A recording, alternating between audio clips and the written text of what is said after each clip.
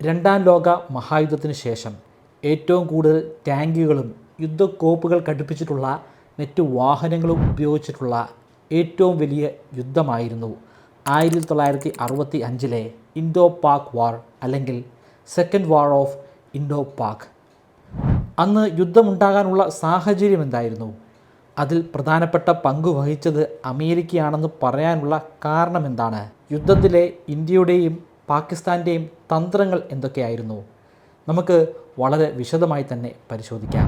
ഈ 25 ട്രിക്സ് അറിഞ്ഞാൽ നിങ്ങൾക്ക് ലോകത്തിലുള്ളതെന്തും വളരെ ഈസിയായി പഠിക്കാനും ഓർത്തു വയ്ക്കാനും സാധിക്കും. ഒരു വലിയ പുസ്തകത്തിലെ സകല കോണ്ടൻറ്റും മെമ്മറൈസ് ചെയ്യാൻ സാധിക്കും. ഈ കോഴ്സ് ഇപ്പോൾ ബ്രൈറ്റ് കേരളത്തിൻ്റെ വെബ്സൈറ്റിലും ആൻഡ്രോയിഡ് ആപ്ലിക്കേഷനിൽ ലഭ്യമാണ്. 3000 രൂപയാണ് കോഴ്സിൻ്റെ ഫീ. എന്നാൽ നിങ്ങൾ ഇപ്പോൾ രജിസ്റ്റർ ചെയ്യുകയാണെങ്കിൽ 20% ഡിസ്കൗണ്ട് ലഭിക്കുന്നതാണ്. അതിനുവേണ്ടി സ്ക്രീനിൽ കാണുന്നത് പോലെ MEMORY20 എന്ന പ്രൊമോ കോഡ് ഉപയോഗിക്കുക. കോഴ്സിൽ രജിസ്റ്റർ ചെയ്യാനുള്ള ലിങ്ക് ഞാൻ ഡിസ്ക്രിപ്ഷനിലും ഫസ്റ്റ് കമൻറ്റിലും കൊടുക്കുന്നുണ്ട്. ഇപ്പോൾ തന്നെ പരിശോധിക്കാം.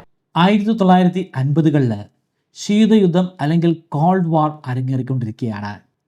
ആ കാലഘട്ടത്തിലെ ഏറ്റവും പ്രഗത്ഭരായിട്ടുള്ള രണ്ട് ശക്തികൾ അമേരിക്കയും സോവിയറ്റ് യൂണിയനുമാണ്. എപ്പോൾ വേണമെങ്കിലും ഒരു ലോകമഹായുദ്ധം ആരംഭിക്കാമെന്നാണ് ലോകരാജ്യങ്ങൾ കണക്ക് കൂട്ടുന്നത്. അങ്ങനെയാണെങ്കിൽ ആരൊക്കെ അമേരിക്കയോടൊപ്പം നിൽക്കും? സോവിയറ്റ് യൂണിയൻ്റെ ഒപ്പം നിൽക്കാൻ എത്ര പേരുണ്ടാകും? രണ്ടു രാജ്യങ്ങളും മത്സരിച്ച് മറ്റ് രാജ്യങ്ങളെ അവരുടെ ചേരിയിലേക്ക് തിരിക്കാൻ വേണ്ടി ശ്രമിച്ചുകൊണ്ടിരിക്കുകയാണ്. ഈ സാഹചര്യത്തിൽ അമേരിക്കയുടെ ഭാഗത്തുനിന്നും ഒരു വലിയ അബദ്ധം സംഭവിച്ചു. അവർ 1954 മെയ് മാസം 19 പാകിസ്ഥാനുമായി ഒരു കരാറുണ്ടാക്കി. US Pak mutual defence assistance agreement എന്ന പേരിലാണ് ആ കരാർ അറിയപ്പെടുന്നത്. ഈ കരാർ അനുസരിച്ച് എപ്പോൾ ഒരു ലോക മഹായുദ്ധം ആരംഭിച്ചാലും പാകിസ്ഥാൻ അമേരിക്കയോട് ചേർന്ന് നിന്ന് യുദ്ധം ചെയ്യണം. കൂടാതെ സീറ്റോ സെൻറ്റോ എന്ന പേരിൽ അറിയപ്പെടുന്ന സംഘടനകളിലും പാകിസ്ഥാൻ മെമ്പർ ആയിരിക്കണം. അതിന് പ്രത്യുപകാരമായി വലിയ രീതിയിലുള്ള സാമ്പത്തിക സഹായമാണ് അമേരിക്ക പാകിസ്ഥാന് ചെയ്തു കൊടുക്കുന്നത്. ഏകദേശം 70 കോടി അമേരിക്കൻ ഡോളറോളം മൂല്യം വരുന്ന യുദ്ധക്കോപ്പുകൾ അമേരിക്ക സൗജന്യമായി തന്നെ പാകിസ്ഥാന് കൊടുത്തു. ഒരുപാട് ഓഫീസേഴ്സിനെ അമേരിക്കയിൽ നേരിട്ട് കൊണ്ടുപോയി വിദഗ്ധമായിട്ടുള്ള പരിശീലനങ്ങൾ കൊടുത്തു. ചുരുക്കത്തിൽ വളരെയധികം ശോഷിച്ച ഒരു മിലിറ്ററി ഫോഴ്സ് ഉണ്ടായിരുന്ന പാകിസ്ഥാൻ ക്രമേണ മോഡേണൈസ്ഡ് ആയിട്ട് മാറി. ഇന്ത്യ അതിശക്തമായിട്ടുള്ള ഒരു രാജ്യമാണ്. വലിയ ഒരു സൈനിക ബലം ഇന്ത്യക്കുണ്ട്. പാകിസ്ഥാനുമായിട്ട് ആ കാലഘട്ടത്തിൽ പോലും താരതമ്യപ്പെടുത്താൻ സാധിക്കുമായിരുന്നില്ല. പക്ഷേ 1962 ഇന്ത്യക്ക് ഒരു കനത്ത തിരിച്ചടി ഉണ്ടായി. അന്നുവരെ ആത്മാർത്ഥ സുഹൃത്തെന്ന രീതിയിൽ കരുതിയിരുന്ന ചൈന ഇന്ത്യക്കൊരു വലിയ പണി തന്നു. അക്സായി ചിൻ മേഖലയിൽ അവർ ആക്രമണം അഴിച്ചുവിട്ടു. അക്സായി ചിൻ മേഖലയിൽ മാത്രമല്ല, അരുണാചൽ പ്രദേശിൻ്റെ മേഖലകളിലും അന്ന് യുദ്ധം ഉണ്ടായിരുന്നു. അക്സായി ചിൻ എന്ന് പറയുന്നത് ഇന്നത്തെ ലഡാക്ക് സ്ഥിതി ചെയ്യുന്ന പ്രദേശത്തുള്ള ഭാഗമാണ്. അക്സായി ചിന്നിൽ നിന്നും ഇന്ത്യക്ക് കനത്ത പരാജയമാണ് ഏറ്റുവാങ്ങേണ്ടി വന്നത്. ആ പരാജയത്തിൽ നിന്നും ഇന്ത്യ പതിയെ കരകയറിക്കൊണ്ടിരിക്കുകയാണ്. ഇന്ത്യക്ക് ഒരു കാര്യം വ്യക്തമായിരുന്നു: ഇന്ത്യയുടെ നിലവിലുള്ള സൈനിക ശേഷിയും സ്ട്രാറ്റജിയും പൊളിച്ചെഴുതണം. കുറച്ചുകൂടെ നൂതനമായിട്ടുള്ള യുദ്ധസാമഗ്രികൾ പർച്ചേസ് ചെയ്യണം.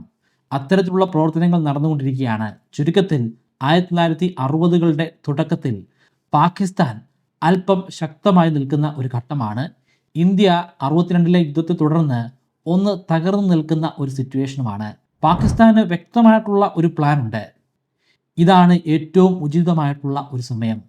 ഇതിലും മികച്ച ഒരു അവസരം ഒരിക്കലും കിട്ടില്ല. ദിവസങ്ങൾ കഴിയുന്നതനുസരിച്ച് ഇന്ത്യ കുറേ കൂടി മോഡേണൈസ്ഡ് ആയിട്ടുള്ള മിലിറ്ററി പവർ ഉള്ള ഒരു രാജ്യമായിട്ട് മാറും. ഇപ്പോൾ അല്പമെങ്കിലും മുകളിൽ നിൽക്കുന്നത് പാകിസ്ഥാനാണ്. ആക്രമിക്കാൻ എന്തുകൊണ്ടും യോജിച്ച ഒരു കാലഘട്ടം. അങ്ങനെയാണ് 1965 ഓഗസ്റ്റ് മാസത്തിൽ രഹസ്യമായിട്ടുള്ള ഒരു മിലിറ്ററി ഓപ്പറേഷന് പാകിസ്ഥാൻ ഉത്തരവിടുന്നത്. ഓപ്പറേഷൻ ഗിബ്രാൾട്ടർ. ഓപ്പറേഷൻ ഗിബ്രാൾട്ടർ ഒരു തരം താഴ്ന്ന ഓപ്പറേഷനാണ്. അതിൽ നുഴഞ്ഞുകയറ്റക്കാരെയാണ് പാകിസ്ഥാൻ ഇന്ത്യയിലേക്ക് കടത്തിവിടുന്നത്. അവരുടെ പ്രധാനപ്പെട്ട ലക്ഷ്യം ഇന്ത്യയിൽ ഒരു ആഭ്യന്തര ലഹള ഉണ്ടാക്കുക എന്നതാണ്. അവിടെ ഓൾറെഡി പാകിസ്ഥാനുമായിട്ട് ജോയിൻ ചെയ്യാൻ കൊതിച്ചിരിക്കുന്ന ഒരുപാട് കാശ്മീരികൾ ഉണ്ടെന്നാണ് പാകിസ്ഥാൻ തെറ്റിദ്ധരിക്കുന്നത്. പക്ഷേ അത് തെറ്റിദ്ധാരണ മാത്രമാണെന്ന് മനസ്സിലാക്കാൻ ഏതാനും ദിവസങ്ങൾ മാത്രമാണ് അവർക്ക് വേണ്ടി വന്നത്. അവർ വലിയ രീതിയിലുള്ള ലഹളയുണ്ടാക്കി. ഒപ്പം കാശ്മീരികൾ കൂടുമെന്ന് കരുതി. പക്ഷേ കാശ്മീരികൾക്ക് ഇന്ത്യയായിരുന്നു പ്രിയപ്പെട്ട രാജ്യം. അതുകൊണ്ട് ഇന്ത്യൻ ഫോഴ്സിനോട് ഒപ്പം നിൽക്കാനായിരുന്നു അവിടെ ഉണ്ടായിരുന്ന ഭൂരിപക്ഷം ആളുകളുടെയും തീരുമാനം. പാകിസ്ഥാന് ഇത് ഒരു കനത്ത തിരിച്ചടിയാണ് സമ്മാനിച്ചത്. ഓപ്പറേഷൻ ഗിബ്രാൾട്ടർ വിചാരിച്ചതുപോലൊന്നും നടന്നില്ല. ഇന്ത്യയുടെ ശക്തമായിട്ടുള്ള ഒരു പ്രത്യാക്രമണം ഉണ്ടായി എന്ന് മാത്രമല്ല, ഇന്ത്യ പതിയെ പാക് ഒക്കുപ്പൈഡ് കാശ്മീരിലേക്കും അല്ലെങ്കിൽ പാക് അധിനിവേശ കാശ്മീരിലേക്കും കടന്നു കയറി. ഇന്ത്യയിൽ കലാപമുണ്ടാക്കാനായി ഇറങ്ങിത്തിരിച്ച പാകിസ്ഥാന് ഒടുവിൽ അവരുടെ പ്രദേശങ്ങൾ സംരക്ഷിക്കേണ്ട ഒരു ചുമതലയായി. ആ കാലഘട്ടത്തിൽ പാകിസ്ഥാന് 2,60,000-ഓളം വരുന്ന ഇൻഫൻട്രി അല്ലെങ്കിൽ കാലാൾപ്പട ഉണ്ടായിരുന്നു. അതിനു പുറമെ 2,50,000-ഓളം വരുന്ന ഒരു പാരാമിലിറ്ററി സൈന്യവും അവരുടെ പക്കലുണ്ട്. അതേസമയം ഇതിനേക്കാളൊക്കെ വലിയ ശക്തമായിട്ടുള്ള ഒരു കാലാൾപ്പട ഇന്ത്യക്കുണ്ടായിരുന്നു. ആ കാലഘട്ടത്തിൽ 7,00,000-ഓളം വരുന്ന ഇൻഫൻട്രി ആയിരുന്നു ഇന്ത്യയുടെ ബലം. പാകിസ്ഥാന് ആ കാലഘട്ടത്തിൽ ലഭിച്ചതുപോലെയുള്ള സാമ്പത്തിക സഹായമോ അല്ലെങ്കിൽ സൗജന്യമായിട്ട് ആധുനിക യുദ്ധ സാമഗ്രികളോ ഇന്ത്യക്ക് ലഭിച്ചിരുന്നില്ല. അതിൻ്റെ കാരണം ഇന്ത്യയുടെ ആ കാലഘട്ടത്തിലെ നയമാണ്. ചേരിചേര നയമാണ് അന്ന് ഇന്ത്യ സ്വീകരിച്ചിരുന്നത്. സോവിയറ്റ് യൂണിയൻ്റെ ഭാഗത്ത് നിൽക്കുന്നില്ല, അമേരിക്കയുടെ ഭാഗത്ത് നിൽക്കുന്നില്ല, രണ്ടിടത്തും നിൽക്കാതെ നോൺ അലൈൻമെൻറ്റ് മൂവ്മെൻറ്റിൻ്റെ ഭാഗമായിട്ട് തുടരാൻ ഇന്ത്യ എന്ന് ജവഹർലാൽ നെഹ്റുവിൻ്റെ കീഴിൽ തീരുമാനിച്ചിരുന്നു. അതുകൊണ്ട് തന്നെ സോവിയറ്റ് യൂണിയനും സാമ്പത്തികമായിട്ടോ അല്ലെങ്കിൽ ആയുധപരമായിട്ടോ സഹായിച്ചില്ല, അമേരിക്കയും സഹായിച്ചില്ല. പക്ഷേ ഇന്ത്യക്ക് സൈനികമായിട്ടുള്ള ഒരു വലിയ ശക്തിയുണ്ട്. ഇന്ത്യ പണം ഉപയോഗിച്ച് പർച്ചേസ് ചെയ്തിരുന്നു. പ്രധാനമായിട്ടും ബ്രിട്ടൻ്റെ കയ്യിൽ നിന്നും സോവിയറ്റ് യൂണിയൻ്റെ കയ്യിൽ നിന്നും ആധുനിക സൗകര്യങ്ങളുള്ള ടാങ്കുകളും മറ്റ് സാമഗ്രികളും ഒക്കെ പർച്ചേസ് ചെയ്തിട്ടുണ്ട്. പക്ഷേ അതൊന്നും പാകിസ്ഥാൻ്റെ മോഡേണൈസ്ഡ് ആയിട്ടുള്ള അല്ലെങ്കിൽ പാകിസ്ഥാൻ ഉപയോഗിക്കുന്ന അമേരിക്കയുടെ മോഡേണൈസ്ഡ് ആയിട്ടുള്ള ആയുധങ്ങളുമായിട്ട് താരതമ്യപ്പെടുത്താൻ സാധിക്കുന്നവയായിരുന്നില്ല. ഉദാഹരണത്തിന് ടാങ്കുകൾ എടുത്താൽ പാകിസ്ഥാൻ അന്ന് ഉപയോഗിച്ചിരുന്നത് M48 വിഭാഗത്തിൽപ്പെടുന്ന ടാങ്കുകളായിരുന്നു. ഇന്ത്യയുടെ കയ്യിലും സെഞ്ചുറിയൻ T55 എന്നൊക്കെ പേരിൽ അറിയപ്പെടുന്ന ടാങ്കുകൾ ആ ഘട്ടത്തിലുണ്ട്. പക്ഷേ M48നെ സംബന്ധിച്ചിടത്തോളം ഇത് അല്പം ഇൻഫീരിയർ ആയിരുന്നു. 65-ൽ യുദ്ധം ആരംഭിക്കുമ്പോൾ ഇന്നുള്ളതുപോലെയുള്ള ലൈൻ ഓഫ് കൺട്രോൾ അതിർത്തിയൊന്നും ആ കാലഘട്ടത്തിലില്ല. പിന്നീട് അത് 70-കളിലാണ് ഉണ്ടായി വന്നത്. പക്ഷേ ആ കാലഘട്ടത്തിൽ 65-കളിൽ സീസ് ഫയർ ലൈൻ എന്ന പേരിൽ ഒരു വരയുണ്ട്. ഇന്ത്യ ഈ ബോർഡർ താണ്ടി പാകിസ്ഥാനിൽ ചെന്ന് യുദ്ധം ചെയ്യുന്നു.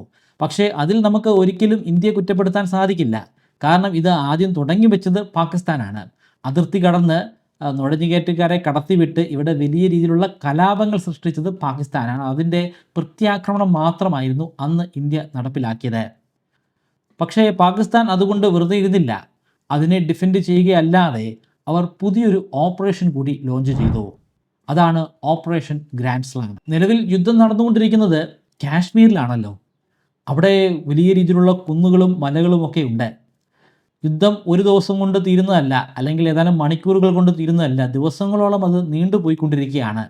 ഇവർ യുദ്ധം ചെയ്തുകൊണ്ടിരിക്കുമ്പോൾ ഇവരുടെ തോക്കുകളിലും മറ്റും ഉപയോഗിക്കുന്ന തിരകൾ തീർന്നു പോകുന്നതാണ്. പിന്നെ ഇവർക്ക് അടിക്കടി ഭക്ഷണവും ജലവും ഒക്കെ എത്തിക്കണം. അതുകൊണ്ട് തന്നെ ഇന്ത്യൻ ഫോഴ്സിനും പാകിസ്ഥാൻ ഫോഴ്സിനും ഒരുപോലെ തന്നെ സപ്ലൈ ചെയ്യണം.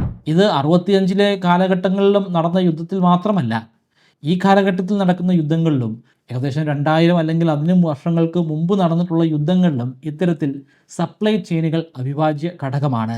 മുൻപ് ചെങ്കിസ് ഖാൻ്റെ ചരിത്രവും അലക്സാണ്ടർ ദ ഗ്രേറ്റിൻ്റെ ചരിത്രവും ഒക്കെ വിവരിച്ചപ്പോൾ ഇത്തരത്തിലുള്ള സപ്ലൈ ചെയിനുകളെക്കുറിച്ച് ഞാൻ പരാമർശിച്ചിരുന്നു. ഇവിടെയും സപ്ലൈ ചെയിനുകളുണ്ട്. പാകിസ്ഥാൻ്റെ ഗ്രാൻഡ് സ്ലാം എന്ന പദ്ധതി അത് ഇന്ത്യയുടെ സപ്ലൈ ചെയിനെ തകിടം മറിക്കാൻ വേണ്ടി രൂപീകരിച്ച ഒരു മിഷനായിരുന്നു. അഖ്നൂർ എന്ന പേരിൽ അറിയപ്പെടുന്ന ഒരു ചെറിയ പട്ടണമുണ്ട് കാശ്മീരിൽ. ആ പട്ടണത്തിലൂടെയാണ് ഇന്ത്യയുടെ സപ്ലൈ ചെയിൻ കടന്നു പോകുന്നത്. അവിടെ ഒരു പാലമുണ്ട്. ആ പാലത്തിൻ്റെ കൺട്രോൾ പാകിസ്ഥാനെ കൈക്കലാക്കാൻ സാധിച്ചു കഴിഞ്ഞാൽ അങ്ങോട്ട് പിന്നീട് ഒരു സപ്ലൈ ചെയിനും പോകുന്നതല്ല.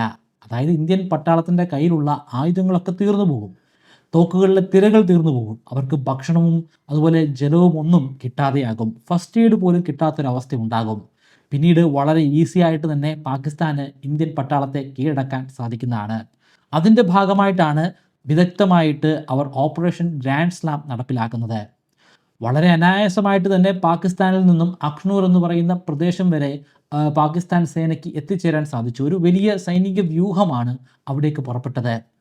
വളരെ ഈസി ആയിട്ട് തന്നെ ആ പാലം പിടിച്ചെടുക്കുമെന്ന് പോലും തോന്നിപ്പോയി. പക്ഷേ പാലത്തിനോട് ചേർന്ന് കിടക്കുന്ന പ്രദേശത്തിൽ അനവധി ഇന്ത്യൻ പട്ടാളക്കാരുണ്ടായിരുന്നു. ഇന്ത്യൻ പട്ടാളക്കാരുടെ ഭാഗത്തു നിന്നും ധീരമായിട്ടുള്ള ഒരു ചെറുത്തുനിൽപ്പുണ്ടായി. അതുകൊണ്ട് തന്നെ കാര്യങ്ങൾ വളരെ ഈസി ആയിട്ടൊന്നും അവിടെ നടന്നില്ല. ദിവസങ്ങളോളം യുദ്ധം നീണ്ടുപോയി. ഇന്ത്യ ഒരൊറ്റ വാർ ഫ്രണ്ട് മാത്രമല്ല ക്രിയേറ്റ് ചെയ്തത്. ഇന്ത്യ പല ഭാഗങ്ങളിലൂടെ പാകിസ്ഥാനെ ആക്രമിക്കാൻ ശ്രമിച്ചുകൊണ്ടേയിരുന്നു. പാകിസ്ഥാനുമായിട്ട് ഇന്ത്യ വലിയ അതിർത്തി പങ്കിടുന്നുണ്ട്. കാശ്മീരിൽ മാത്രമല്ല, പഞ്ചാബിൽ മാത്രമല്ല, ഗുജറാത്തിൽ മാത്രമല്ല, രാജസ്ഥാനിൽ മാത്രമല്ല. ആ കാലഘട്ടത്തിൽ ഉണ്ടായിരുന്ന ഈസ്റ്റ് പാകിസ്ഥാനോട് ചേർന്ന് പോലും ഇന്ത്യക്ക് ഒരുപാട് അതിർത്തി പ്രദേശങ്ങളുണ്ടായിരുന്നു. പക്ഷേ ഇന്ത്യ ഈസ്റ്റ് പാകിസ്ഥാനെ ആക്രമിക്കാൻ ഈ ഘട്ടത്തിലൊന്നും ശ്രമിക്കുന്നില്ല. പഞ്ചാബിൽ പുതിയൊരു വാർ ഫ്രണ്ട് ഇന്ത്യ ക്രിയേറ്റ് ചെയ്തു. പാകിസ്ഥാന് ഈ ബോർഡറിലെല്ലാം പട്ടാളക്കാരെ എത്തിക്കാൻ പ്രയാസമാണ്. കാരണം ഇന്ത്യക്കുള്ളതുപോലുള്ള അത്രയും വലിയ ഒരു സൈനിക ബലം പാകിസ്ഥാനില്ല. പാകിസ്ഥാൻ്റെ ഈ പഞ്ചാബിനോട് ചേർന്ന് കിടന്ന ഭാഗങ്ങളിൽ പട്ടാളക്കാർ വളരെ കുറവായിരുന്നു. അതുകൊണ്ട് തന്നെ ഇന്ത്യക്ക് വലിയ പ്രയാസമൊന്നും ഇല്ലാതെ പാകിസ്ഥാൻ്റെ അതിർത്തിയിലേക്ക് കടക്കാൻ സാധ്യമായി. അതുകൊണ്ട് അക്നൂറിലുണ്ടായിരുന്ന പാകിസ്ഥാൻ പട്ടാളക്കാരിൽ തന്നെ ഒരു നല്ല ശതമാനം ആൾക്കാരെ പഞ്ചാബിലേക്ക് പാകിസ്ഥാന് തിരിച്ചു വിളിക്കേണ്ടി വന്നു. അതിൻ്റെ പ്രത്യാഘാതം പിന്നീട് അവർക്ക് അക്നൂറിൽ അനുഭവിക്കേണ്ടി വരുന്നുമുണ്ട്. പഞ്ചാബിനെ എന്ത് വില കൊടുത്തും സംരക്ഷിക്കേണ്ടത് പാകിസ്ഥാൻ്റെ ഒരു ചുമതലയായി മാറി. പഞ്ചാബ് എന്ന് പറയുന്നത് ഇന്ത്യയിൽ മാത്രമല്ല, വിഭജനത്തെ തുടർന്ന് പഞ്ചാബിൻ്റെ നല്ലൊരു ശതമാനം പാകിസ്ഥാനിലുമുണ്ട്. ആ പ്രദേശത്താണ് നിലവിൽ യുദ്ധം നടന്നുകൊണ്ടിരിക്കുന്നത്. ഇന്ത്യയുടേത് അതിശക്തമായിട്ടുള്ളൊരു യുദ്ധമായിരുന്നു. യുദ്ധം ചെയ്ത് ഒടുവിൽ ലാഹോർ പട്ടണത്തിൻ്റെ വളരെ അരികിൽ വരെ എത്തിച്ചേരാൻ ഇന്ത്യൻ സേനയ്ക്ക് സാധ്യമായി. രണ്ടു കൂട്ടരും അവരുടെ പഞ്ചാബ് പ്രവിശ്യയിലുള്ള സപ്ലൈ ചെയിനുകളെ നശിപ്പിക്കാൻ വേണ്ടി ശ്രമിച്ചുകൊണ്ടിരിക്കുകയാണ്. പാകിസ്ഥാൻ്റെ സ്ഥലത്തായതുകൊണ്ട് തന്നെ സ്റ്റേഷനറി ആയിട്ട് അവിടെ സ്ഥാപിച്ചിട്ടുള്ള ആർട്ടിലറി പാകിസ്ഥാൻ്റെ പക്കലുണ്ടായിരുന്നു. ഇന്ത്യക്ക് അത്തരത്തിലുള്ള ഒരു ആർട്ടിലറി ഇല്ല. ആർട്ടിലറി എന്ന് പറഞ്ഞാൽ പീരങ്കി വിക്ഷേപിക്കുന്ന തരത്തിലുള്ള ഒരു വെപ്പണാണ്. ആ വെപ്പൺ നമുക്ക് നീക്കിക്കൊണ്ടു പോകാൻ സാധിക്കുകയില്ല. ഒരു സ്ഥലത്ത് പെർമനൻ്റ് ആയിട്ട് സ്ഥാപിക്കുകയാണ് ചെയ്യുന്നത്. പാകിസ്ഥാൻ്റെ ഏരിയ ആയതുകൊണ്ട് അവർക്ക് അത്തരത്തിലുള്ള അനവധി ആർട്ടിലറികൾ ഉണ്ടായിരുന്നു. ആർട്ടിലറിയുടെ പ്രത്യേകത എന്ന് പറയുന്നത് വളരെ അകലെയുള്ള പ്രദേശത്തെ പോലും ഈ ആർട്ടിലറി ഉപയോഗിച്ചിട്ട് ആക്രമിക്കാൻ സാധിക്കുമെന്നുള്ളതാണ്. വർഷങ്ങൾക്ക് മുമ്പുള്ള ഒരു കാലഘട്ടമാണ്. ഇന്നത്തേത് പോലുള്ള നൂതനമായിട്ടുള്ള മിസൈൽ ലോഞ്ചിങ് പാഡുകളോ വെഹിക്കിളുകളോ ഒന്നും ആ കാലഘട്ടത്തിൽ ഉണ്ടായിരുന്നില്ല. പ്രധാനപ്പെട്ട ഒരു വെപ്പൺ എന്ന് പറയുന്നത് ആർട്ടിലറിയാണ്. ആർട്ടിലറി അത്ര കൃത്യതയുള്ള ഒരു മെഷീനറി ഒന്നുമല്ല. പക്ഷേ ആർട്ടിലറി ഉപയോഗിച്ചിട്ട് എതിരാളികളുടെ സപ്ലൈ ചെയിൻ നശിപ്പിക്കാനായിട്ട് ശ്രമിക്കാം. ആ സപ്ലൈ ചെയിൻ കടന്നു പോകുന്ന പാലങ്ങൾ നശിപ്പിക്കാനായിട്ട് ശ്രമിക്കാം. ഇതിനിടയിൽ സാധാരണക്കാരായിട്ടുള്ള ആളുകൾ അനവധി മരിച്ചുകൊണ്ടിരിക്കുകയാണ്. ആർട്ടിലറിയുടെ സഹായത്താൽ പാകിസ്ഥാൻ പഞ്ചാബ് പ്രവിശ്യ തിരിച്ചു പിടിക്കുമെന്നുള്ള ഒരു സാഹചര്യം എത്തി. അപ്പോഴാണ് ഇന്ത്യ ടാങ്കുകൾ ഇറക്കുന്നത്. ടാങ്കുകളിലും ഇത്തരത്തിൽ നമുക്ക് പീരങ്കികൾ വിക്ഷേപിക്കാനായിട്ട് സാധിക്കും. അതുപോലെ തന്നെ മെഷീൻ ഗണ്ണുകൾ അതിൽ ഘടിപ്പിച്ച് അതുപയോഗിച്ച് എതിരാളികളെ വകവരുത്താനും സാധിക്കും. ടാങ്കുകൾ ആർട്ടിലറി പോലെ പെർമനൻ്റ് ആയിട്ട് സ്ഥാപിക്കുന്ന ഒരു വെപ്പണല്ല. നിങ്ങൾ അത് പലപ്പോഴും കണ്ടിട്ടുണ്ടായിരിക്കും. അത് സഞ്ചരിക്കുന്നുണ്ട്. പക്ഷേ സാധാരണ ഒരു വാഹനം സഞ്ചരിക്കുന്ന അത്രയും വേഗതയിൽ സഞ്ചരിക്കാൻ ടാങ്കുകൾക്ക് സാധിക്കുകയില്ല. ഇനി അങ്ങോട്ടാണ് ടാങ്കുകൾ തമ്മിലുള്ള വലിയ ഏറ്റുമുട്ടം സംഭവിക്കുന്നത്. ഇന്ത്യ ടാങ്കുകൾ ഇറക്കിയപ്പോൾ പാകിസ്ഥാൻ്റെ കുറെ കൂടി നൂതനമായിട്ടുള്ള ടാങ്കുകൾ അവരിറക്കി. പാകിസ്ഥാൻ്റെ പഞ്ചാബ് റീജിയനിൽ യുദ്ധം നടക്കുമ്പോൾ തന്നെ സെപ്റ്റംബർ 8-ാം തീയതി പാകിസ്ഥാൻ ഇന്ത്യയുടെ പഞ്ചാബ് പ്രവിശ്യയും ആക്രമിക്കാൻ ശ്രമിച്ചു. പഞ്ചാബിലെ വളരെ പ്രധാനപ്പെട്ട ഒരു നഗരമായ അമൃത്സർ കീഴടക്കുകയായിരുന്നു അവരുടെ ആദ്യ ലക്ഷ്യം. അതിൻ്റെ ഭാഗമായി പാകിസ്ഥാൻ ആദ്യം എത്തിച്ചേരുന്നത് ഇന്ത്യൻ പഞ്ചാബിൻ്റെ ഭാഗമായിട്ടുള്ള അസൽ ഉഠാർ എന്ന് പറയുന്ന ഒരു പ്രദേശത്താണ്. ആ പ്രദേശത്ത് അവിടെ അവരെയും കാത്ത് അനവധി ഇന്ത്യൻ ടാങ്കുകൾ നിലയുറപ്പിച്ചിട്ടുണ്ടായിരുന്നു. പിന്നീടുള്ള 2 ദിവസങ്ങൾ അവിടെ ശക്തമായിട്ടുള്ള ടാങ്കുകളുടെ യുദ്ധമാണ് അരങ്ങേറിയത്. ആ യുദ്ധത്തിൽ പാകിസ്ഥാന് കനത്ത പരാജയമാണ് നേരിടേണ്ടി വന്നത്. ഒടുവിൽ അവർക്ക് പരാജയം സമ്മതിച്ച് അവിടെ നിന്നും പിൻവാങ്ങേണ്ടി വന്നു. പിന്നീട് 3 ദിവസങ്ങൾ കൂടി കഴിഞ്ഞ് സെപ്റ്റംബർ മാസം 14-ാം തീയതി പാകിസ്ഥാൻ്റെ പഞ്ചാബ് പ്രവിശ്യയിൽ മറ്റൊരു ടാങ്ക് യുദ്ധം കൂടി അരങ്ങേറി. ബാറ്റിൽ ഓഫ് ചൗന്തിയ എന്ന പേരിലാണ് ആ യുദ്ധം അറിയപ്പെടുന്നത്. കാരണം ഈ യുദ്ധം നടക്കുന്നത് പാകിസ്ഥാനിലെ പഞ്ചാബിലെ ചൗന്തിയ എന്ന പ്രദേശത്താണ്. അവിടുത്തെ ടാങ്ക് യുദ്ധത്തിന് തുടക്കം കുറിക്കുന്നത് ഇന്ത്യയാണ്. പാകിസ്ഥാൻ്റെ സപ്ലൈ ചെയിൻ തകർക്കുകയായിരുന്നു ഇന്ത്യയുടെ ലക്ഷ്യം. ആദ്യഘട്ടത്തിലൊക്കെ ഇന്ത്യക്ക് വലിയ വിജയമായിരുന്നെങ്കിൽ പോലും പാകിസ്ഥാൻ്റെ അവിടെ ഉണ്ടായിരുന്ന M48 വിഭാഗത്തിലെ ടാങ്കുകളോട് കൊമ്പ് കോർക്കാൻ ഇന്ത്യക്ക് സാധ്യമായില്ല. ഒടുവിൽ അവിടെ നിന്നും പിൻവാങ്ങേണ്ടി വന്നു. ഈ സമയങ്ങളിലൊക്കെ തന്നെയും രാജസ്ഥാൻ്റെ അതിർത്തിയിലും ശക്തമായിട്ടുള്ള യുദ്ധം നടക്കുകയാണ്. മരുഭൂ പ്രദേശമാണ്. മരുഭൂ പ്രദേശമായതുകൊണ്ട് തന്നെ അവിടെ കുറച്ചുകൂടെ വ്യത്യസ്തമായിട്ടുള്ള ഒരു യുദ്ധ സ്ട്രാറ്റജിയാണ് വർക്കൗട്ട് ആകുന്നത്. അവിടെ കാലാൾപ്പടയുണ്ട്, എന്നാൽ കാലാൾപ്പടയ്ക്കും പുറമേ അവിടെ വ്യോമസേനയുടെ ആക്രമണവും നടക്കുന്നുണ്ട്. രണ്ട് രാജ്യങ്ങളും അവരുടെ ഏറ്റവും മികച്ച വിമാനങ്ങൾ തന്നെ ഉപയോഗിച്ച് പരസ്പരം ആക്രമിച്ചുകൊണ്ടിരിക്കുന്നു. രാജസ്ഥാൻ പിടിച്ചടക്കുകയായിരുന്നു അവരുടെ ലക്ഷ്യം. പക്ഷേ അവിടുത്തെ വളരെ ചെറിയൊരു ഭൂഭാഗം മാത്രം, ഒരു മരുഭൂ പ്രദേശം മാത്രം താൽക്കാലികമായിട്ട് പിടിച്ചെടുക്കാൻ മാത്രമേ അവർക്ക് സാധിച്ചുള്ളൂ. സെപ്റ്റംബർ മാസം 7-ാം തീയതി ഓപ്പറേഷൻ ദ്വാരകയ്ക്ക് തുടക്കം കുറിച്ചു. ഓപ്പറേഷൻ ദ്വാരക അത് ദ്വാരകയിൽ, ഗുജറാത്തിലെ ദ്വാരകയിൽ സ്ഥിതി ചെയ്യുന്ന ഇന്ത്യയുടെ റഡാർ സ്റ്റേഷൻ നശിപ്പിക്കാൻ വേണ്ടിയിട്ടുള്ള ഒരു യുദ്ധമായിരുന്നു. പ്രധാനമായിട്ടും അവിടെ നടന്നത് നാവിക യുദ്ധമാണ്. ആ യുദ്ധത്തിൽ പാകിസ്ഥാന് വിജയിക്കാൻ സാധിച്ചു എന്ന് പാകിസ്ഥാൻ്റെ വാദമുണ്ട്. പക്ഷേ ആ വാദം ഇന്ത്യ ആ കാലഘട്ടത്തിൽ തന്നെ തള്ളിക്കളഞ്ഞതാണ്. അവർക്ക് കാര്യമായിട്ട് ഈ റഡാർ സ്റ്റേഷനിൽ കേടുപാടുകൾ വരുത്താൻ പോലും സാധ്യമായില്ല. പക്ഷേ ഇരു കൂട്ടർക്കും കാര്യമായിട്ടുള്ള നാശനഷ്ടങ്ങൾ ഈ ഒരു നാവിക യുദ്ധത്തിലൂടെ സംഭവിച്ചിട്ടുണ്ട്. ആ കാലഘട്ടത്തിൽ ബംഗ്ലാദേശ് എന്ന് പറയുന്ന ഒരു രാജ്യമില്ല. അത് പാകിസ്ഥാൻ്റെ ഭാഗമായിട്ടുള്ള കിഴക്കൻ പാകിസ്ഥാനാണ്. കിഴക്കൻ പാകിസ്ഥാൻ്റെ ഭാഗത്തു നിന്നും ചെറിയ ആക്രമണങ്ങളൊക്കെ സംഭവിച്ചു. പക്ഷേ ഇന്ത്യ ഈസ്റ്റ് പാകിസ്ഥാനിലേക്ക് യുദ്ധവുമായിട്ട് പോയില്ല. അവരെ ഡിഫെൻഡ് ചെയ്യുക മാത്രമാണ് ചെയ്തത്. കാരണം ഇന്ത്യക്ക് വ്യക്തമായിട്ടറിയാം അധികം വൈകാതെ തന്നെ ഈ രണ്ട് രാജ്യങ്ങൾ സെപ്പറേറ്റ് ആകുമെന്ന്. കാരണം ആ രണ്ട് രാജ്യങ്ങൾ തമ്മിൽ വലിയ രീതിയിലുള്ള ലഹളകൾ ആ കാലഘട്ടത്തിൽ തന്നെ അരങ്ങേറുന്നുണ്ട്. യുദ്ധം അവസാനിപ്പിക്കാനായി സോവിയറ്റ് യൂണിയനും അമേരിക്കയും യുണൈറ്റഡ് നേഷൻസിനെ ഉപയോഗിച്ച്, അതിൻ്റെ ജനറൽ അസംബ്ലിയെ ഉപയോഗിച്ച് ഒരുപാട് റെസൊല്യൂഷനുകൾ പുറപ്പെടുവിച്ചു. ആദ്യമായിട്ട് ഇറങ്ങുന്നത് സെപ്റ്റംബർ 6 റെസൊല്യൂഷൻ 209 ആണ്. രണ്ട് രാജ്യങ്ങളും യുദ്ധം അവസാനിപ്പിക്കുക, യുദ്ധം തുടങ്ങുന്നതിന് മുൻപ് എവിടെയായിരുന്നോ അവരുടെ സൈനികർ അവിടേക്ക് മടങ്ങിപ്പോവുക എന്നതായിരുന്നു ആ റെസൊല്യൂഷനിലെ ആവശ്യം. പക്ഷേ ഇരു രാജ്യങ്ങളും മൈൻഡ് ചെയ്തില്ല. പിന്നീട് റെസൊല്യൂഷൻ 210യും 211ഉം പുറപ്പെടുവിച്ചു. 210യുടെ ഭാഗമായിട്ട് രണ്ട് രാജ്യങ്ങളും വെടിനിർത്തുക എന്നതായിരുന്നു ആവശ്യം. പക്ഷേ അതും നടന്നില്ല. എന്നാൽ റെസൊല്യൂഷൻ 211 രണ്ട് രാജ്യങ്ങൾക്കും അംഗീകരിക്കേണ്ടി വന്നു. വെടിനിർത്തുക, എവിടെയാണോ നിങ്ങൾ തുടങ്ങിയത് ആ ഭാഗത്തേക്ക് മടങ്ങി പോവുക, സമാധാനപരമായിട്ട് കാശ്മീരിൻ്റെ തർക്കങ്ങൾ തീർക്കുക. രണ്ട് രാജ്യങ്ങൾക്കും യുദ്ധം അവസാനിപ്പിക്കേണ്ടത് ഒരു ആവശ്യം കൂടിയായിരുന്നു. കാരണം വലിയ രീതിയിലുള്ള നാശനഷ്ടങ്ങൾ രണ്ട് രാജ്യങ്ങൾക്കും ഉണ്ടായിട്ടുണ്ട്. എന്നാൽ ഇന്ത്യ കുറേ പ്രദേശങ്ങൾ ആ ഘട്ടമായപ്പോൾ തന്നെ കീഴടക്കിയിരുന്നു. രണ്ട് രാജ്യങ്ങൾക്കും യുദ്ധം അവസാനിപ്പിക്കേണ്ടത് അവരുടെ ആവശ്യം കൂടിയായിരുന്നു. കാരണം 17 ദിവസങ്ങൾ കൊണ്ട് അവർക്ക് വലിയ രീതിയിലുള്ള നാശനഷ്ടങ്ങളാണ് ഉണ്ടായത്. സാമ്പത്തികമായിട്ടുള്ള നാശനഷ്ടങ്ങളുണ്ട്. നിരവധി പട്ടാളക്കാർ മരണമടഞ്ഞിട്ടുണ്ട്. സാധാരണക്കാരായിട്ടുള്ള പൗരന്മാർക്ക് പോലും ജീവഹാനി ഉണ്ടായിട്ടുണ്ട്. ഈ യുദ്ധം ഇങ്ങനെ തുടർന്നു പോകുന്നത് കൊണ്ട് ഒരർത്ഥവുമില്ല. കാശ്മീരിൻ്റെ പ്രശ്നങ്ങൾ രമ്യതയിൽ അവസാനിപ്പിക്കണം. അതിൻ്റെ ഭാഗമായിട്ട് സോവിയറ്റ് യൂണിയൻ ഒരു മീറ്റിംഗ് സംഘടിപ്പിക്കുന്നുണ്ട്. മീറ്റിംഗ് നടക്കുന്നത് ആ കാലഘട്ടത്തിലെ സോവിയറ്റ് യൂണിയൻ്റെ ഭാഗമായിട്ടുള്ള തഷ്കന്തിലാണ്. തഷ്കന്ത് എന്ന് പറയുന്നത് ഇന്നത്തെ ഉസ്ബെക്കിസ്ഥാൻ്റെ ഒരു ഭാഗമാണ്. 1966 ജനുവരി മാസം രണ്ട് രാജ്യങ്ങളുടെയും തലപ്പത്തിരിക്കുന്ന ആളുകൾ ഒരു കരാറിൽ ഒപ്പിട്ടു. അതാണ് തഷ്കന്റ് എഗ്രിമെൻറ്റ്. ഈ എഗ്രിമെൻ്റ് അനുസരിച്ച് യുദ്ധത്തിലൂടെ പിടിച്ചെടുത്ത സകല സ്ഥലങ്ങളും തിരിച്ചു കൊടുക്കണം. ഇന്ത്യ പിടിച്ചെടുത്തത് പാകിസ്ഥാൻ കൊടുക്കണം, പാകിസ്ഥാൻ പിടിച്ചെടുത്തത് ഇന്ത്യക്കും കൊടുക്കണം. ഈ എഗ്രിമെൻറ്റ് സൈൻ ചെയ്ത് അധികം മണിക്കൂറുകൾ ഇന്ത്യൻ പ്രധാനമന്ത്രിയായിരുന്ന ലാൽ ബഹദൂർ ശാസ്ത്രിക്ക് ജീവിച്ചിരിക്കാൻ സാധ്യമായില്ല. ഇന്ത്യ പിടിച്ചെടുത്ത പ്രദേശങ്ങൾ അത് വലിയ പ്രദേശങ്ങളായിരുന്നു.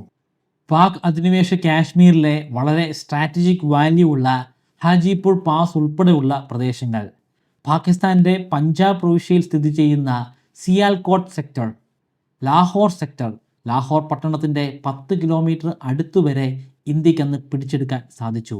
ഈ പ്രദേശങ്ങൾ ഒക്കെ വിട്ടുകൊടുക്കണം. ആ എഗ്രിമെൻറ്റിൽ സൈൻ ചെയ്യേണ്ടി വന്നതിൻ്റെ മനോവ്യഥയാൽ അന്ന് ലാൽ ബഹദൂർ ശാസ്ത്രിക്ക് ഹൃദയാഘാതമുണ്ടായി. അത് ഹൃദയാഘാതം തന്നെയായിരുന്നു. കാരണം അദ്ദേഹം മരണമടയുന്നത് ഇന്ത്യയിൽ വെച്ചല്ല. അവിടെ ഇന്ത്യക്കാർ വളരെ കുറവായിരുന്നു. സോവിയറ്റ് യൂണിയൻ്റെ മധ്യസ്ഥതയിൽ ഉണ്ടായിരുന്ന ഒരു ചർച്ചയാണ്. പാകിസ്ഥാനികൾ അവിടെ ഉണ്ടായിരുന്നു. അദ്ദേഹത്തിന് ശരിക്കും എന്താണ് സംഭവിച്ചതെന്നതിൽ ഇപ്പോഴും ദുരൂഹതകൾ നിലനിൽക്കുന്നു. പാകിസ്ഥാനും കുറച്ച് പ്രദേശങ്ങൾ പിടിച്ചടക്കിയിട്ടുണ്ടായിരുന്നു. പക്ഷേ അത് ഇന്ത്യ പിടിച്ചടക്കിയതുപോലെ ഒരു വലിയ ഏരിയയൊന്നുമല്ല. രാജസ്ഥാനിലെ ഏതാനും മരുഭൂ പ്രദേശങ്ങൾ, പൂഞ്ച് സെക്ടർ, കാർഗിൽ സെക്ടർ, ഈ പ്രദേശങ്ങൾ പാകിസ്ഥാൻ വിട്ടുകൊടുത്തു. ഇന്ത്യ പിടിച്ചെടുത്ത പ്രദേശങ്ങൾ ഇന്ത്യയും വിട്ടുകൊടുത്തു. ഏറ്റവും കൂടുതൽ പട്ടാളക്കാർ കൊല്ലപ്പെട്ടത് പാകിസ്ഥാൻ്റെ ഭാഗത്തു നിന്നായിരുന്നു. കണക്കുകൾ അനുസരിച്ച് 3800 മുതൽ 4000-ഓളം പാകിസ്ഥാൻ പട്ടാളക്കാരാണ് മരിച്ചത്. പക്ഷേ മറ്റു ചില കണക്കുകൾ അനുസരിച്ച് ഇതിൽ കൂടുതൽ പട്ടാളക്കാർ മരിച്ചു എന്നും പറയുന്നു. പാകിസ്ഥാനിലെ പട്ടാളക്കാരുടെ മരണം അത് കൃത്യമായിട്ടൊന്നും രേഖപ്പെടുത്താറില്ല. രേഖപ്പെടുത്തുമായിരിക്കും, പക്ഷേ അതങ്ങനെ പബ്ലിഷ് ചെയ്യാറില്ല. യുദ്ധത്തിന് പുറപ്പെടുന്ന പല പാകിസ്ഥാൻ പട്ടാളക്കാരും അവരുടെ ഗ്രാമങ്ങളിലേക്ക് പിന്നീട് തിരികെ വരില്ല. പക്ഷേ അവർ മരിച്ചതായിട്ടുള്ള ഒരു ഡിക്ലറേഷനും പാകിസ്ഥാൻ്റെ ഭാഗത്തുനിന്നും ഉണ്ടായിട്ടില്ല. വളരെ മോശമായ രീതിയിലാണ് അവർ അവരുടെ പട്ടാളക്കാരെ ട്രീറ്റ് ചെയ്യുന്നത്. ഇന്ത്യയുടെ ഭാഗത്തു നിന്നാണെങ്കിൽ കൃത്യമായിട്ടുള്ള കണക്കുണ്ട്. അന്ന് 3000 പട്ടാളക്കാരാണ് ആ യുദ്ധത്തിൽ പൊലിഞ്ഞു പോയത്. കൂടാതെ ഇരുഭാഗത്തു നിന്നും 100 കണക്കിന് സാധാരണക്കാരായിട്ടുള്ള സിവിലിയൻസും കൊല്ലപ്പെട്ടു. രണ്ട് രാജ്യങ്ങൾക്കും സാമ്പത്തികമായിട്ടുള്ള വലിയ തിരിച്ചടി യുദ്ധം സമ്മാനിച്ചു. ഇന്ത്യയാണെങ്കിൽ ഒരു യുദ്ധം കഴിഞ്ഞിട്ട് 3 വർഷം മാത്രമേ പിന്നിട്ടിരുന്നുള്ളൂ. അതിൻ്റെ സാമ്പത്തിക ബാധ്യതയിൽ തന്നെ ഇന്ത്യ ഉഴലുന്ന ഒരു കാലഘട്ടമായിരുന്നു. രണ്ട് രാജ്യങ്ങളും അതിൻ്റെ ശൈശവ അവസ്ഥയിലാണ്. രാജ്യങ്ങൾക്ക് സ്വാതന്ത്ര്യം കിട്ടി അധികം നാളായിട്ടില്ല. ആ ഘട്ടത്തിൽ തന്നെ വലിയ രീതിയിലുള്ള സാമ്പത്തിക തിരിച്ചടി ഈ യുദ്ധത്തിലൂടെ രണ്ട് രാജ്യങ്ങൾക്കും നേരിടേണ്ടി വന്നു. കൂടാതെ യുദ്ധക്കോപ്പുകളുടെ നാശനഷ്ടവുമുണ്ട്. രണ്ട് രാജ്യങ്ങൾക്കും നാശനഷ്ടങ്ങൾ മാത്രം സമ്മാനിച്ച, കാശ്മീരിൻ്റെ പ്രശ്നം ഒരു തരത്തിൽ പോലും സോൾവ് ചെയ്യാൻ സാധിക്കാതെ പോയിട്ടുള്ള ഒരു യുദ്ധമായിരുന്നു 1965-ലെ ഇന്തോ പാക് യുദ്ധം. ഇനിയൊരു യുദ്ധം നടന്നാലും ഏതെങ്കിലും ഒരു രാജ്യത്തിന് അവരുടെ കാശ്മീർ പ്രദേശങ്ങൾ, അവരുടേതെന്ന് അവർ വിശ്വസിക്കുന്ന കാശ്മീർ പ്രദേശങ്ങൾ കീഴടക്കാൻ സാധിക്കുമോ എന്നുള്ളത് ഒരു വലിയ ചോദ്യചിഹ്നമാണ്. ഇന്ത്യ അതിശക്തമായിട്ടുള്ളൊരു രാജ്യം തന്നെയാണ്. പാകിസ്ഥാനുമായിട്ട് താരതമ്യപ്പെടുത്താൻ പോലും സാധിക്കാത്ത അത്ര ഉയരത്തിലാണ് ഇന്ത്യ. പക്ഷേ ഈ യുദ്ധമൊക്കെ നടക്കുന്നത് ഒരു സമതല പ്രദേശത്തിലല്ല. വളരെയധികം പ്രയാസം നിറഞ്ഞ ദുർഘടങ്ങൾ പിടിച്ചിട്ടുള്ള ഒരു ടെറൈനിലാണ്. ആ ടെറൈനിൽ ഒരു നേട്ടമുണ്ടാക്കുക അത് വളരെ പ്രയാസമുള്ളൊരു കാര്യമാണ്. അതുകൊണ്ട് തന്നെ ഒരു യുദ്ധത്തിലേക്ക് ഇരു രാജ്യങ്ങളും നേരിട്ട് കിടക്കാനുള്ള സാധ്യത താരതമ്യേന വളരെ കുറവാണ്. എങ്കിൽ പോലും നിലവിലുള്ള സാഹചര്യത്തിൽ ഒരു ആക്രമണം എപ്പോൾ വേണമെങ്കിലും സംഭവിക്കാം. പക്ഷേ അതുകൊണ്ട് ഒരു പ്രദേശം കീഴടക്കുകയോ അല്ലെങ്കിൽ അവരുടേതെന്ന് വിശ്വസിക്കുന്ന കാശ്മീർ പ്രദേശങ്ങൾ പിടിച്ചടക്കുകയോ ചെയ്യുമെന്ന് നമുക്ക് കരുതാൻ സാധിക്കുകയില്ല. ഈ വീഡിയോയുടെ തുടക്കത്തിൽ ഞാൻ പരാമർശിച്ചിരുന്ന മെമ്മറി ഇംപ്രൂവ്മെൻറ്റ് കോഴ്സിൽ ജോയിൻ ചെയ്യാൻ താല്പര്യമുണ്ടെങ്കിൽ ഡിസ്ക്രിപ്ഷനും ഫസ്റ്റ് കമൻറ്റും ഒന്ന് ചെക്കൗട്ട് ചെയ്യുക. ഞാൻ ലിങ്ക് കൊടുത്തിട്ടുണ്ട്.